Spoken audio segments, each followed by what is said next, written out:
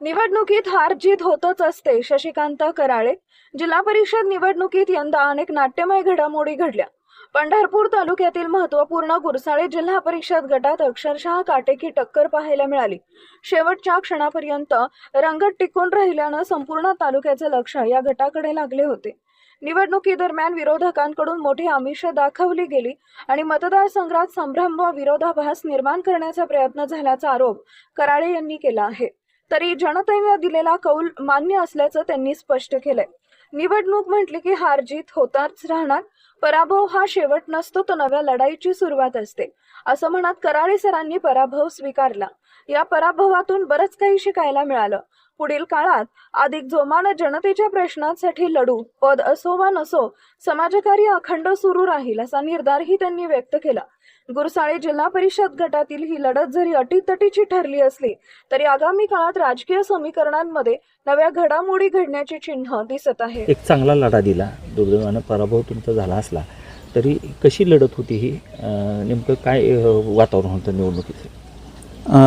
ही जी पंचायत समितीची निवडणूक झाली ती निवडणूक म्हणजे माझ्या आयुष्यातली पहिली निवडणूक होती. याच्या अगोदर मी राजकारणामध्ये माझा सहभाग बऱ्यापैकी होता. आदरणीय स्वर्गीय भारत नाना भालके यांच्यासोबत मी 14 सालापर्यंत काम केलेलं होतं. काही कारणाने नाराज होऊन त्यांच्यापासून 14 सालापासून त्याच तागायत आदरणीय प्रशांत मालक यांच्यासोबत मी पंढरपूर तालुक्याच्या राजकारणामध्ये डायरेक्ट इनडायरेक्टरित्या सहभागी होतो. ज्यावेळेस ही निवडणूक लागू झाली त्यावेळेस सरकोली पंचायत गणाची जागा ही ओपन महिलेसाठी राखीव निघाली आणि त्याच वेळेस इथून पंढोरण परिवारातून काही वेळा मला विचारणा झाली की आमच्या सरकोली गावातीलच आमचे जे सिनियर असतील, वासू काका असतील, जितू सर असतील, की बाबा सर तुम्ही ही निवडणूक ताईंना सोबत घेऊन लढवणार का?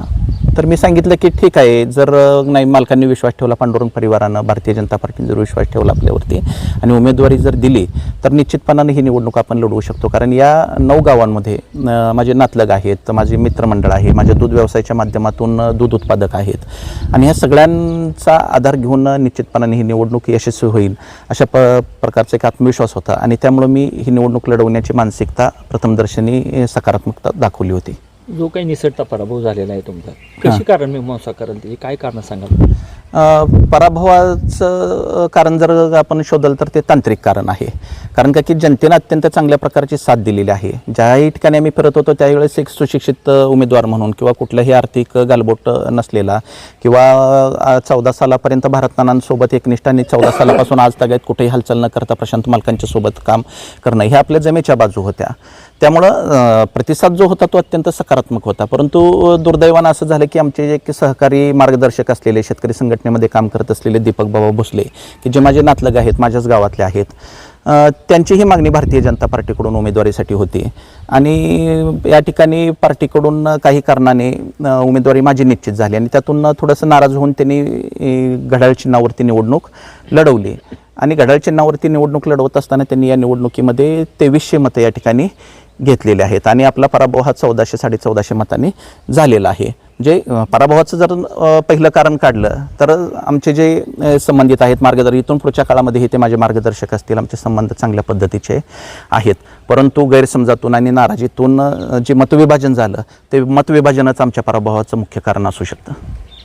आता निवडणूक मध्ये होणारा पराभव हार जीत ही होत राहते, पुढची राजकीय वाटचाल कशी असणार आहे? मुळात तर माझा स्वभाव राजकीय नाही आहेच. कोणावरती राजकीय टीका करावी किंवा कोणाकडून राजकीय टीका करून घ्यावी, राजकारणाच्या माध्यमातून 2 पैसे कमवावेत हा स्वभाव माझा नाही आहे. राजकारणात पराभव झाला तरी माझी या नाही सरकोली गावासाठी असेल किंवा नाही या सरकोली गावातील काही गावे असतील किंवा तालुक्यातले असतील त्या ठिकाणी माझं सामाजिक कार्य चालूच राहील आणि पराभव झाला तरी ती कामं चालूच राहील. फक्त मला थोडासा आधार पंचायत समितीच्या माध्यमातून मिळाला असता की जेणेकरून जर सरकोली गावातून जर मला चांगल्या पद्धतीने प्रतिसाद मिळाला असता. आज सरकोली गावातली शैक्षणिक अवस्था एवढी दयनीय आहे की भैरवनाथ विद्यालयाची 550 असलेली विद्यार्थी संख्या 200वरती येऊन ठेपलेली आहे. वाड्या वस्त्यांवरती शाळा आज बंद पडण्याच्या मार्गावरती आहेत. 500 विद्यार्थी सरकोली गावातून बाहेर जात आहेत आणि अगदी मी माझ्या भाषणातून तळमळीनं सरकोलीकरांना आवाहन केलेलं होतं की या शैक्षणिक कार्यामध्ये मी माझं योगदान देईन आणि अगदी लहानपणापासून मला या ठिकाणी ओळखत असताना सुद्धा थोडासा सर्वसामान्य जो वर्ग आहे जो मजबूत वर्ग आहे तो निश्चितपणानं आमच्या किंवा दीपक बाबाच्या पाठीमागं खंबीरपणानं उभा राहिलेला आहे. पण दबावाला बळी पडणारा वर्ग या ठिकाणी थोडासा आमच्यापासून दूर गेला. त्याला इथून पुढच्या काळामध्ये प्रशांत मालकांना सोबत घेऊन आत्मविश्वास देण्याचं काम मी करेन. निसर्गानं या सरकोली गावाला अतिशय एक वरदान दिलेलं आहे, देणगी दिलेली आहे. इथला निसर्ग खूप छान आहे. दोन नद्यांचा संगम या ठिकाणी आहे. एक भैरवनाथासारखं एक तीर्थक्षेत्र इथं आहे.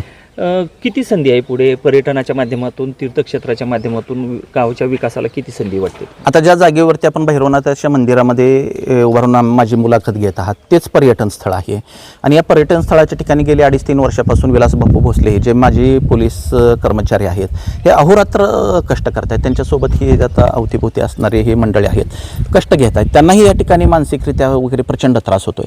परंतु मी माझ्या परीनं या ठिकाणी अगदी पहिल्या दिवसापासून आज तागायत त्यांना जे जे सहकार्य करता येईल ते सहकार्य करण्याचा प्रयत्न केलेला आहे. आणि इथून पुढच्या काळामध्ये तर निश्चितपणानं, कारण पहिलं काम या सरकोली गावामध्ये काय करायचं आहे तर इथल्या लोकांची जी मानसिकता आहे,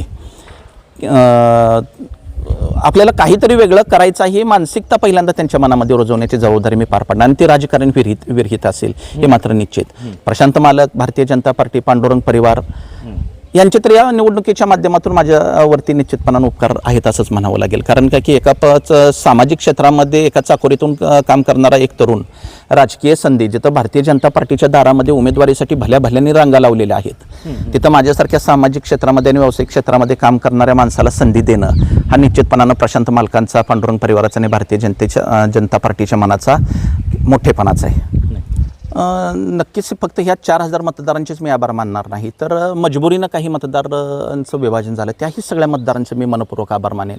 आणि या निवडणुकीच्या 2-3 महिन्याच्या कालावधीमध्ये या 9 गावांमध्ये फिरत असताना माझे जुने नातलग, माझे जुने मित्र किंवा नव्यानं जे काही मित्र तयार झाले हे मित्र मला आयुष्यभर पुरणारे आहेत. राजकीय क्षेत्रामध्ये, माझ्या कौटुंबिक क्षेत्रामध्ये पुरणारी अत्यंत चांगली माणसं मला या ठिकाणी भेटले. काही जणांनी सांगितलं की सर आमची थोडीशी मजबुरी आहे, तुम्हाला सहकार्य आम्ही करू शकत नाही.